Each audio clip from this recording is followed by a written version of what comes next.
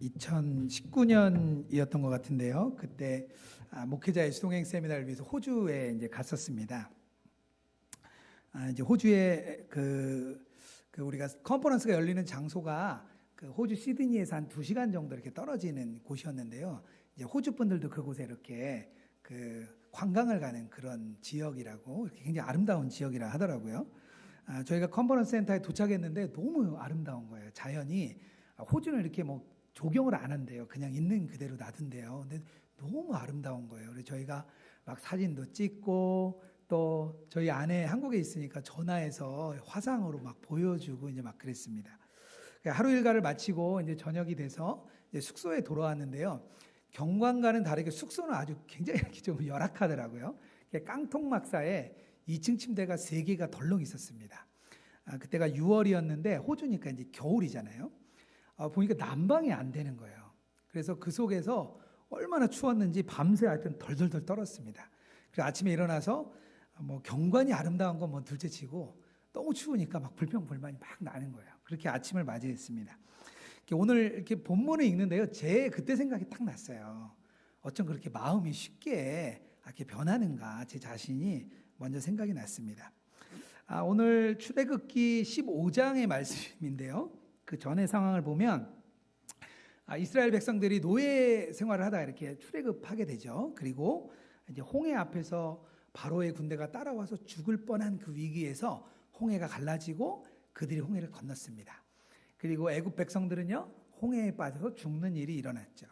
그리고 오늘 15장 앞부분에는요, 그 기적을 목격한 모세가 하나님을 찬양하고 영광 돌리고, 또 미리암과 이 이스라엘 백성들이 막 춤추는 그런 장면이 나옵니다. 그런데 광야로 들어가게 됐어요. 이제 광야로 들어간 지 한 사흘 정도 돼서 걸어보니까 물이 다 떨어졌습니다. 그래서 더 이상 마실 물이 없는데 마라라는 곳에 도착을 했어요. 그런데 그곳에 물이 써서 마실 수가 없었습니다. 그런 곳을 지났죠. 그리고 또 엘림이라는 곳, 아주 이렇게 평화로운 그곳에 또 이렇게 도착을 했습니다. 이것이 오늘 15장에 이렇게 이어지는 우리 본문의 스토리입니다. 오늘 만나게 되는, 우리가 이렇게 보게 되는 마라, 그리고 또 엘림은요, 우리의 신앙 여정을 우리가 이렇게 걸어가면서 만나게 되는 상황들입니다. 인간이 얼마나 환경에 쉽게 좌우되는지 오늘 말씀을 두면 우리가 알 수 있습니다. 이런 상황들을 우리가 이렇게 만나면요, 하나님을 기뻐할 수가 없어요. 그 상황에서는 하나님을 향한 기쁨이 나오지 않는 거죠. 하나님을 기뻐할 수 없는 첫 번째 상황은요, 마라입니다. 가장 먼저 마라에 도착을 하죠.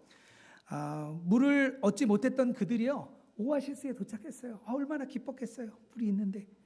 그런데 물을 마셔보니까 물이 쓴 거예요. 그래서 그때 백성들이 모세를 막 원망합니다.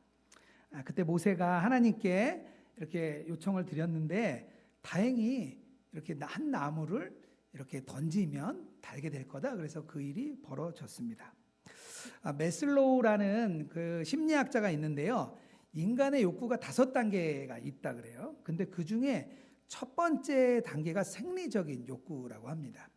이 생리적인 욕구는요, 인간이 이렇게 살아남기 위해서 가장 기초적이고 필요한 그런 욕구예요. 뭐 예를 들면 물, 음식, 그리고 뭐 잠자는 것, 뭐 배설하는 것, 뭐 이런 것들이죠. 이런 낮은 단계가 충족되지 않으면 그 위에가 뭐 안전의 단계, 또 애정의 단계, 그리고 자기 존중의 단계, 자기 실현의 단계, 이렇게 단계가 올라가야 되는데 1단계가 해결이 안 되니까 그 다음 단계가 해결될 수 없다. 뭐 그렇게 이야기를 하는 겁니다. 누구나 다 어려운 환경을 만나면 다 인정할 수밖에 없는 상황입니다. 다행히 모세가 이 물을 달게 해줬죠. 이렇게 나무를 던져줘서 마실 수 있게 됩니다. 하지만 그 쓴 물을 마셨던 이스라엘 백성들이요, 그 장소를 마라라고 이야기를 합니다. 마라라는 뜻이요, 쓰다, 뭐 괴롭다, 뭐 이런 뜻이에요. 또 이해가 확 되시죠?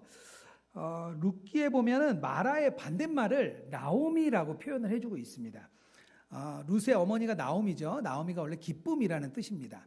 베들레헴을 떠났다가 남편과 아들이 죽고 다시 베들레헴으로 돌아올 때 나오미를 보고 사람들이 나오미가 돌아왔다. 그러니까 나오미가 그러죠. 나를 마라라고 해라. 나는 기쁨이 아니라 쓴 사람이야. 난 괴로운 사람이야. 이렇게 이야기를 하는 거죠. 결국에는 이 마라의 반대말은요, 이 쓰다의 반대말 기쁨이라는 걸 성경이 말해주고 있는 것입니다. 이 마라의 상황은요, 환경과 여건 때문에 기뻐할 수 없는 그 상황, 그런 상황들을 성경이 말해주고 있습니다. 우리가 인생을 걸어갈 때 인생에 아주 쓰고 괴로운 상황을 만납니다. 그러면 자연스럽게 나도 모르게 하나님을 원망하고 불평하게 됩니다. 제가 좀 힘들면 저도 좀 막 그러는데요. 하나님 왜 이렇게 저만 힘든 것 같아요? 이런 이야기를 저도 많이 합니다.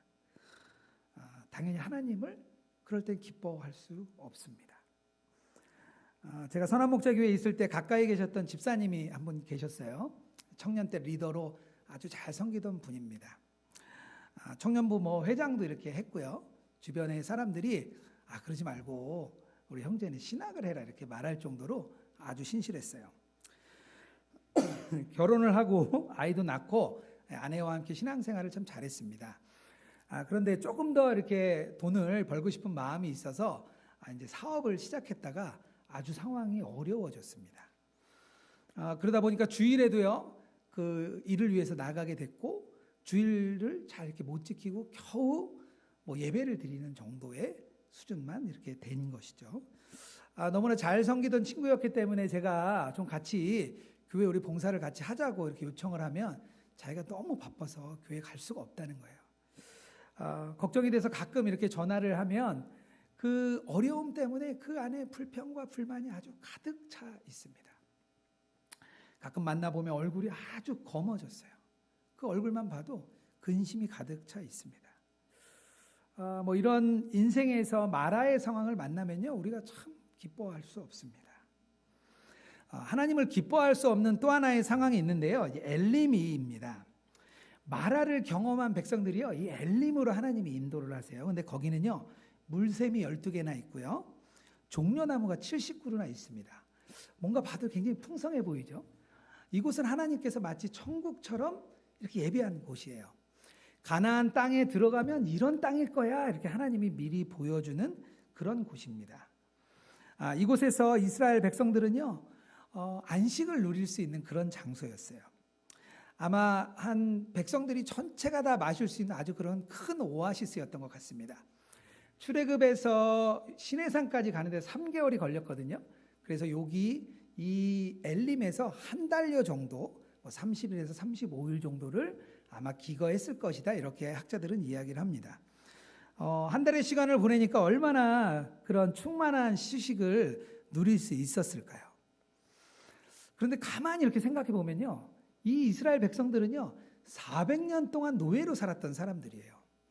한국 사회가 36년간 이렇게 일제의 그 시기를 거쳤는데요, 그 일제 문화와 잔재가 아주 오랫동안 남아있다고 합니다. 우리가 그걸 많이 경험하고 있죠. 그러다 보니까 이들이 아마 이렇게 쉬면서도 뭔가 좀 불안했을 것 같아요. 쉬어도 내가 쉬어도 되는 건가?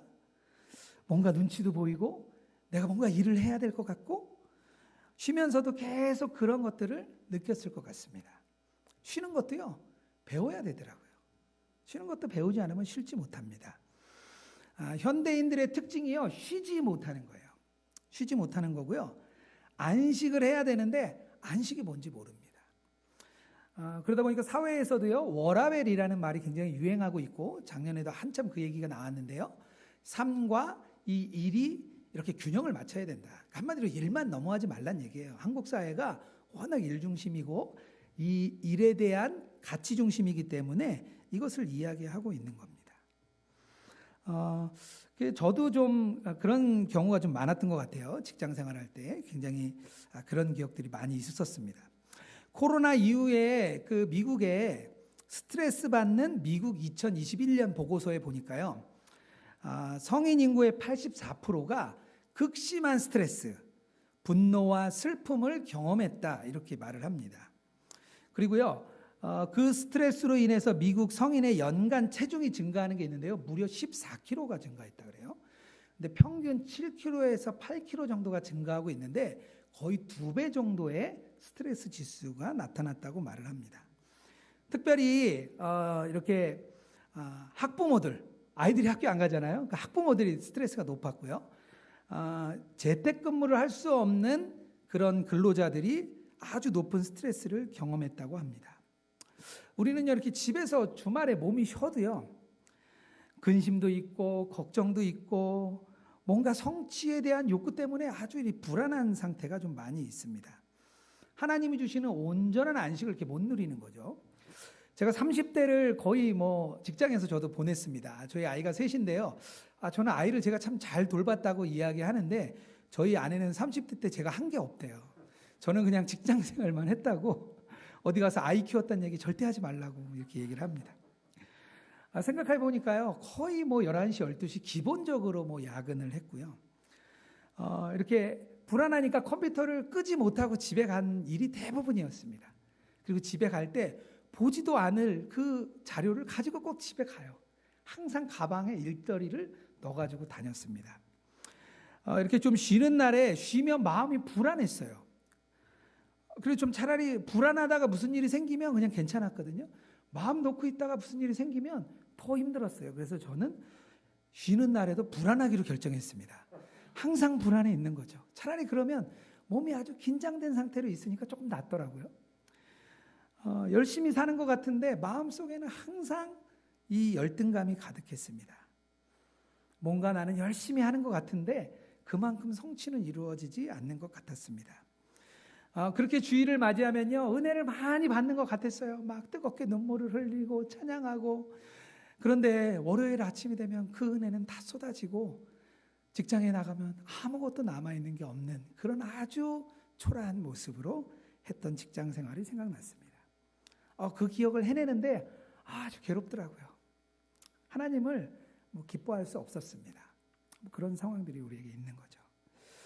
그런데 이런 마라와 엘림의 상황은요, 오늘 말씀을 보면 하나님이요, 시험하신 일이라고 말을 합니다. 25절이에요. 여호와께서 그들을 위하여 법도와 율례를 정하시고 그들을 시험하실세. 우리가 인생길을 걸어가면서 만나게 되는 이 마라와 엘림은요, 하나님이 미리 준비해 놓은 그런 곳입니다. 세상은 그렇죠. 불교는 이렇게 얘기해요. 인생은 허무하고 고달픈 거야. 인생은 아무것도 없는 쳇바퀴처럼 계속 윤회하는 거야. 인생은 고행의 연속이야. 이렇게 세상 사람들도 많이 생각을 합니다. 하지만 우리가 만나는 인생은요, 하나님이 미리 예비하신 과정입니다. 우리가 이 땅에서 부르심을 받고 구원받아 이렇게 걸어가는 길이요, 마냥 탄탄하고 아주 평안하고 그런 길을 걸을 것 같은데 그렇지 않은 거예요. 하나님께서 우리에게 마라도 주시고 엘림도 주시면서 우리에게 순례자의 삶을 허락하십니다. 미국의 풀러라는 신학교를 세운 다니엘 풀러라는 신학자가 있습니다. 그분이 이렇게 얘기해요. 기쁨이 믿음의 시금석이다. 그러니까 기쁨이 있어야 믿음이 있다는 거예요. 참된 믿음은요, 그 믿음을 가진 사람 마음 안에 기쁨을 이렇게 일으켜 준다는 거예요. 결국에는요, 우리가 기뻐할 수 없는 것은요, 믿음이 없다는 얘기예요. 하나님을 기뻐할 수 없는 삶, 그것은요, 믿음이 없는 삶입니다. 하나님이 그걸 우리를 점검하시는 거예요. 한번 좀 생각해 보시면요, 만약에 우리가 눈에 좋은 환경일 때는 기뻐하고 환경이 좋지 않을 때는 이렇게 슬퍼하고 원망하면 세상 사람들과 다를 게 뭐가 있습니까? 세상 사람들도요, 기쁜 일이 있으면 기뻐하고요, 슬픈 일이 있으면 슬퍼하고 원망합니다. 그렇다면 세상과 똑같은 것이죠. 그렇다면 우리가 이렇게 하나님을 기뻐할 수 없을 때 우리는 어떤 일을 해야 될까요? 마라와 엘림을 만나는 우리들은 도대체 어떻게 살아가야 되는 겁니까? 첫 번째로 우리가 마라라는 곳을 만날 때는요, 우리가 하나님을 기다리며 기대해야 됩니다. 변화시킬 것이라는 하나님을 기대하는 거예요. 우리는요, 무슨 일이요, 바로 해결되지 않으면 우리의 희망이 다 깨진 줄 알아요. 우리는 시간차를 못 느낍니다. 이스라엘 백성이 홍해 사건을 만약에 기억했다면 바로 사흘 전에 홍해 앞에서 애국 군대가 다가올 때 하나님을 막 원망했죠. 그때 하나님께서 어떻게 하셨죠? 홍해를 가르시고 기적을 보여주셨습니다. 그 일을 기억했다면 마라를 만났어도 아마 조금 더 기다림을 가질 수 있었을 거예요. 그러나 그들은요, 하나님의 은혜를 기다리지 못하고요, 불평하고 불만을 가졌습니다. 변환을 기대하면서 기다리지 못하는 사람은요, 조급해지고 실패하는 길로 걸어갈 수밖에 없습니다. 다윗은요, 굉장히 평범한 목동이었어요. 근데 어느 날 사무엘이라는 사람이 오더니 이 평범한 목동에게 기름을 부었습니다. 아주 특별한 일이 일어난 거죠. 내 평범한 삶에 갑자기 뭔가 큰 일이 일어난 거예요. 그런데 그 이후로 많은 시간이 흘러서 그는 왕이 되는 과정을 거쳤습니다. 사울이 미쳐서 자기를 막 죽이려고 해요. 사울이 시기 때문에 자기가 도망 다닐 수밖에 없었습니다. 도망 다니다가 적군에게까지 들어갔어요. 모를 줄 알고 들어갔던 그곳에서 다윗을 알아보니까 다윗이 미친 사람처럼 침을 흘리고 미친 척해서 겨우 빠져나왔습니다. 많은 곳을 돌아다니며 아둘람 골짜기에서 숨어서 아주 비참한 상태에 보냈습니다. 시편 31편 11절 12절에 다윗이 이렇게 말합니다. 내가 모든 대적들 때문에 욕을 당하고 내 이웃에게는 심히 당하나니 내 친구가 놀라고 길에서 보는 자가 나를 피하였나이다. 내가 잊어버린 바 됨은 죽은 자를 마음에 두지 아니함 같고 깨진 그릇 같으니. 하나님이 자기를 잊어버린 것 같고 주변의 이웃들이 자기를 막 피하지만요, 그는 하나님을 기다리며 기대했습니다. 그리고 많은 시편을 이렇게 남겼죠. 그 긴 10년이라는 시간이 왕으로 준비되는 시간이라는 것을 이 다윗은 뒤에 가서 알았습니다. 하나님이 가장 기뻐하는 그런 왕으로 다윗이 세워졌죠. 신약에 나오는 바울도 마찬가지였습니다. 빛 가운데 예수님을 만났어요. 아주 극적인 체험을 하고요, 너를 내가 이방인의 사도로 부르겠다 이렇게 얘기를 했습니다. 우리는 뜨겁게 만나고 주님을 경험하면요, 교회에 나와서 우리는 막 열심을 내죠. 교회의 모든 일에 열심을 냅니다. 그런데 이 바울은요, 아라비아로 가서 3년을 보냈습니다. 그리고 3년 뒤에 나타나서 예루살렘에 찾아갔어요. 사도행전 9장 26절입니다. 사울이 예루살렘에 가서 제자들을 사귀고자 하나 다 두려워하여 그가 제자됨을 믿지 아니하니. 12제자에게 찾아갔더니요, 믿을 수 없는 거예요. 그래서 또 다른 사람에게 복음을 전합니다. 26절이에요. 주 예수의 이름으로 담대히 말하고 헬라파 유대인들과 함께 말하여 변론하니 그 사람들이 죽이려고 힘쓰거늘. 복음을 전했더니 자기를 또 죽이려고 해요. 그래서 형제들이 알고 내려가서 다소로 보내니라. 그렇게 바울은 다소에 가서 10년을 보냈습니다. 10년 동안요, 성경은요, 이 바울의 이야기를 아무 말도 언급하지 않습니다. 바울은 그 지역 교회에서 하나의 지체로 10년 동안을 아주 조용히 기다렸습니다. 그리고 10년 뒤에 바울의 역사가 나타나죠. 그는 계속 기다리며 하나님을 기대했던 사람입니다. 친구 가정 중에 한 아이가 이번에 삼수를 해서 대학에 들어갔습니다. 제 친구가 30대 이제 초반에 이제 작은 사업을 했는데 그 사업이 굉장히 어려워졌어요. 굉장히 어려워지다 보니까 가정의 끼니를 때우기 어려울 정도의 아주 극심한 어려움이었습니다. 그러니까 이 큰 아들이요, 항상 불만인 거예요. 학교에 가보면 친구들은 다 잘 사는데 우리 집만 너무 못 사니까 엄마 아빠는 예수님 잘 믿는데 왜 우리 집은 못 사냐. 이게 이 아이의 계속 질문이었습니다. 초등학교 때 아이들을 매일 때려서요, 이 엄마가 학교에 가서 여러 번 선생님께 죄송하다, 또 학부모에게 죄송하다 계속 그렇게 다녔어요. 참 마음이 어려웠다 그래요. 중학교에 갔는데 중학교 때는요, 무기력증에 빠져서 이 친구는 게임을 그렇게 했습니다. 롤이라는 게임이 있는데요, 우리 아이들이 거의 대부분 하는 거예요. 우리 아이들 게임을 하는데요. 근데 이 아이들이 게임을 할 때 이렇게 통신으로 연결을 해가지고요, 말을 하면서 게임을 합니다, 서로. 근데 아이들이요, 80%가 욕을 해요. 저희 아이도 욕을 많이 해가지고요, 저희가 컴퓨터를 마루에 놨어요. 그러니까 좀 안 하더라고요. 엄마 아빠가 옆에 있으니까. 근데 이 아이가 중학교, 고등학교를 계속 욕하면서 매일 게임만 하는 모습을 보고 이 엄마가 굉장히 마음이 어려웠습니다. 그런데 이 어머니가 기도하면서 그 아이를 기다렸어요. 그리고 MIP 기도라는 게 있습니다. 엄마들을 위한 기도가 있는데요. 그걸 하면 이게 자녀에 대해서 기대하고 선포하라 이런 얘기가 있다 그래요. 계속 그렇게 했습니다. 그랬더니 아이가 조금씩 신앙으로 좀 변하기 시작했습니다. 고등학교 2학년이 되면서 음악을 좀 하기로 해가지고요. 음악을 그 뒤로 좀 열심히 좀 했습니다. 그래서 삼수 끝에 대학에 들어간 거죠. 신앙도 많이 자랐어요. 학교를 왔다 갔다 하면서 이렇게 말씀을 듣고 엄마에게 이렇게 문자를 보낸다 그래요. 엄마 너무 은혜로워요. 그래서 엄마가 굉장히 기대가 있습니다. 이렇게 대학교 1학년이 되니까 선배들하고 이렇게 술을 먹게 됐대요. 그래가지고 선배들이 술을 권했는데 술을 거절했대요. 그래서 너 교회 다녀서 안 먹냐 그랬더니 뭐 그렇기도 한데 믿음은 별로 없어요. 그런데 아빠와 주변에 있는 많은 분들이 술로 너무 고생해서 자기 술 먹는 건 너무 싫다 그랬더니 선배들이 이해하면서 술 안 줬다 그래요. 그랬더니 그 다음날 3명이 찾아왔대요. 나도 교인이라고. 근데 그 3명 아이들이요. 2명은 목사님 아들이고요. 1명은 선교사 아들이래요. 아들이 커밍아웃 한 거죠. 어머니 권사님이 지금도 MIP 기도 이렇게 하고 있습니다. 그리고 7팀을 리더로 섬기고 있어요.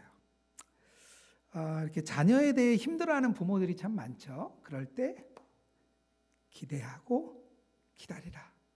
이렇게 계속 권면해주고 그 아이가 우리의 증인이다 이렇게 말해주고 있습니다. 우리 사랑하는 성도 여러분, 어떤 상황과 환경 가운데 있는지 저는 잘 모르겠습니다. 어떤 분들에게는 마라처럼 아주 쓰디쓴 인생을 경험하고 계실 수도 있습니다. 하지만 우리가 주님과 동행한다는 것은요, 그 하나님이 우리를 위하여 일하실 것을 우리가 기대하고 기다리는 것입니다. 왜냐하면요, 하나님은요 역전의 명수입니다. 끝까지 주님을 꼭 붙들길 주님의 이름으로 축복합니다. 두 번째, 우리가 하나님을 기뻐할 수 없는 엘림의 상황은요, 우리가 진정의 안식을 못 누렸기 때문입니다. 우리가 엘림을 만나서는요, 하나님이 기뻐하시는 온전한 안식 안에 우리가 거해야 됩니다. 성경은요, 안식을 말할 때요, 이 장소나 공간이 아니라 시간적인 개념을 이야기를 합니다. 유월절이 그렇고요, 초막절이 그렇고요, 칠칠절이 그렇습니다. 이집트에서 탈출한 날을 기억하고 광야에 거하면서 만나와 메추라기를 먹었던 그때를 기억하고 예수님이 다시 오실 그날을 기억하는 겁니다. 하나님께서 특별히 창세기에 보면요, 7째 날을 특별한 날로 정하셨습니다. 2장 3절에 보면 이렇게 말합니다. 하나님이 그 7째 날을 복되게 하사 거룩하게 하셨으니 이는 하나님이 그 창조하시며 만드시던 모든 일을 마치시고 그날에 안식하셨습니다. 그 날을 7째 날을 거룩하게 하셨습니다. 창세기부터요, 하나님은요 공간이 아니라 시간을 가장 먼저 거룩하게 만드신 거예요. 장소와 공간이 중요하다, 큰 교회 건물이 중요하다, 우리가 얼마나 큰 일을 했는지가 중요하다 이렇게 생각하는 사람들은요 아마 이 공간을 먼저 만들었을 거라 생각합니다. 그런데요, 하나님은요 가장 먼저 시간, 그 시간 속에서 거룩함을 지키라고 말씀하셨습니다. 우리가 안식일을 거룩하게 지키는 것이 그 이유입니다. 세상 사람들은 말해요, 우리의 그동안 수고했으니까 우리가 좀 쉬는 날이고 잃어버린 기력도 좀 회복하는 날이고 앞으로 해야 할 일이 많으니까 오늘 우리가 좀 푹 쉬어야 내일부터 또 일을 할 수 있는 거지 이렇게 말을 합니다. 일반적인 생각이죠.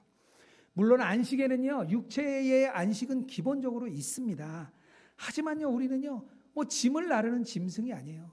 무언가를 성취에만 꼭 해야 되는 그런 사람들이 아닙니다. 안식일은요 하나님이 우리에게 생명을 주는 날이에요. 생명을. 우리가 가장 먼저 일을 그치는 날이 안식일입니다.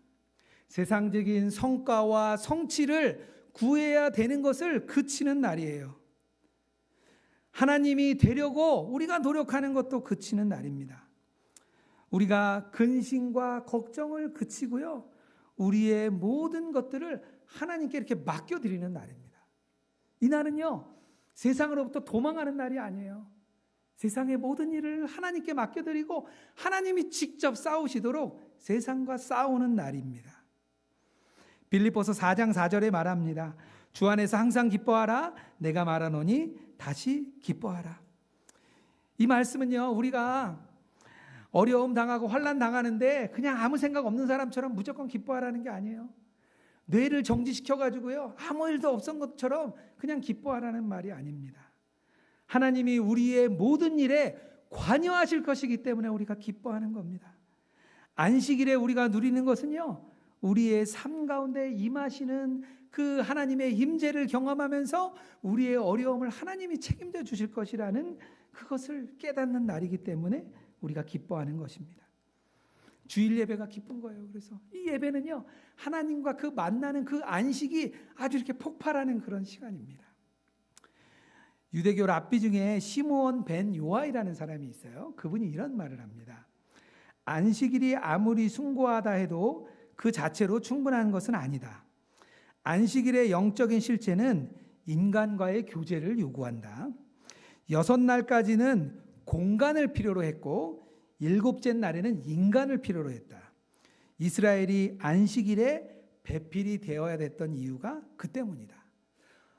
하나님이요, 6째 날까지는 공간을 만드셨고요, 7째 날에는 관계를 원하셨습니다. 이 안식은요, 우리만 진짜 안식하기 원해서 오는 게 아니고요, 하나님도 원하시는 그런 안식일입니다. 하나님께서 우리를 만나고 우리에게 안식을 주고 싶은 게 하나님의 가장 큰 마음이에요. 누가복음 13장에 이 얘기가 가장 잘 나와 있습니다. 예수님이 안식일에 어떤 일을 하나 행하세요.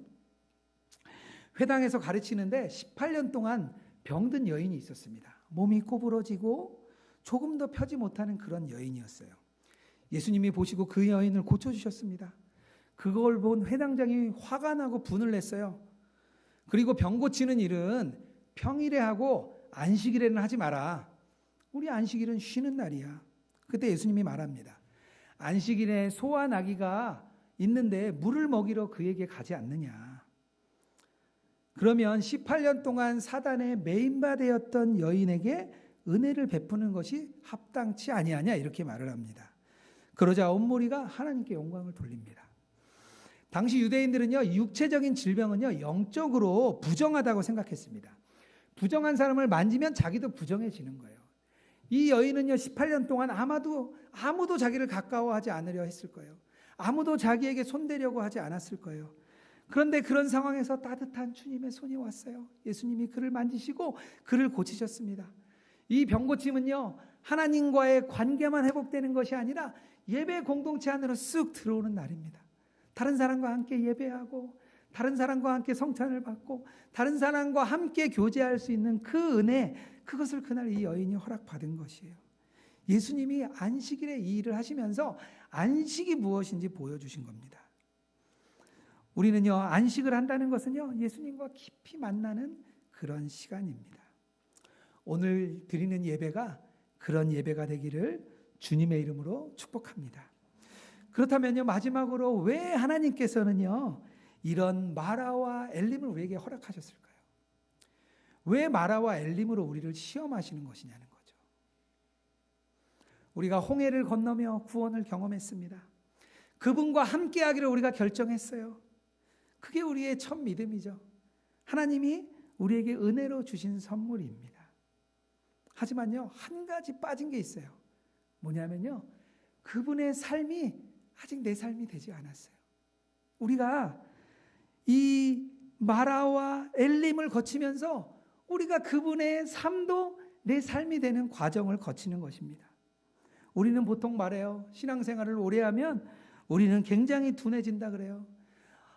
이렇게 은혜가 있는 사람은 믿은 지 얼마 안 된 사람이라고 이야기를 합니다. 그런데요, 이런 과정을 겪는 사람들, 마라와 엘림을 계속해서 신앙의 여정을 걸어가는 사람들은요, 현실 생활에서 누리는 은혜가 커집니다. 그 은혜의 양과 질이 달라져요. 옛날과는 다른 그런 친밀함에서 오는 그런 은혜의 질이 달라집니다. 일상에서 예수님의 그 삶을 소유하지 못한 사람들은요, 아직 그 인생에 그 쓴맛을 느끼지 못한 사람들은 아주 거칠어요. 그런 사람들을 우리는 미숙하다고 얘기를 합니다. 우리가 인생을 걸으며 어려움도 겪고 슬픔도 겪고 기쁨도 겪고 엘림도 겪으면서 우리의 믿음이 단단해지는 것이죠. 기뻐할 수 있는 믿음, 어떤 상황에서 기뻐할 수 있는 그런 믿음이 되는 것입니다. 그렇게 예수님과 동행하면요, 할 얘기가 많아요. 작은 일에도 주님의 은혜인지 알기 때문에 우리가 은혜를 경험할 수 있습니다. 예수님의 그 삶이 내 삶이 되기 위해 이 엘림과 이 마라를 겪는 것입니다. 그렇지 못한 사람은요, 홍해를 건너고 은혜를 겪었지만요, 그 사람은 다른 사람에게 마라가 됩니다. 그 사람을 만나면 아주 괴로워요. 그 사람을 만나면 아주 씁쓸해요. 어떤 사람은요, 엘림과 같은 사람이 있어요. 그 사람을 만나면 너무 행복합니다. 평안이 누려지고 안식이 누려지고, 그래서 그런 사람 우리가 찾아가게 되잖아요. 어려울 때 그런 사람 찾아가서 우리가 마음을 놓고 우리의 어려움을 이야기하고 같이 은혜를 누리게 됩니다. 우리 살아가는 성도 여러분, 하나님을 기뻐할 수 없을 때 그분을 기다리며 기대하시기 바랍니다. 엘림에서 온전한 안식을 누리는 그런 저희들 되기 바랍니다. 특별히 이런 경험을 통하여서 하나님이 때로는 높이시고 때로는 낮추시는 이 경험을 통하여서 다른 사람에게 마라가 아니라 엘림과 같은 사람이 되기를 주님의 이름으로 축복합니다.